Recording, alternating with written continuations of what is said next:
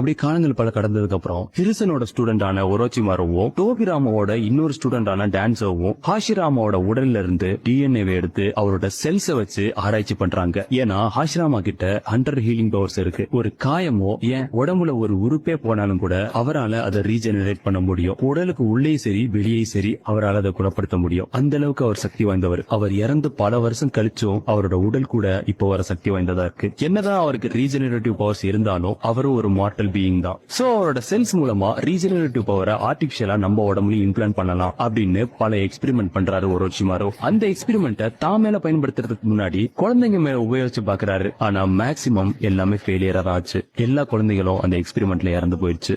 ஒருத்தர் தவிர கேப்டன் யமாட்டோன்னு சொல்லப்படுற டென்சோ. அவர் சின்ன வயசா இருக்கும் போதே, அதாவது அவர் கை குழந்தையா இருக்கும் போதே அவரோட உடம்புல ஹாஷிராமா செல்ஸை இம்ப்ளான்ட் பண்ணி அதுல ஒரோச்சிமாரு சக்சஸ் ஆகுறாரு. ஹாஷிராமாக்கு அப்புறம் உட்ஸ்டேல ஒருத்தரால பெர்ஃபெக்ட்டா யூஸ் பண்ண முடியுதுன்னா அது யமாட்டோவால மட்டும்தான். அதுக்கப்புறம் டான்சோவும் அவரோட ஒரு பாதி உடம்பையே ஹாஷிராமாவோட செல்ஸை யூஸ் பண்ணி ரீப்ளேஸ் பண்ணிட்டாரு. ஒரோச்சிமாரு ஒரு பிரில்லியன்ட்டையும் தாண்டி பயங்கர ஈவிலா யோசிக்கக்கூடிய ஆளு. ஒரு துரும்பு கிடைச்சாலும் அதை தனக்கு சாதகமா யூஸ் பண்ணிக்க கூடிய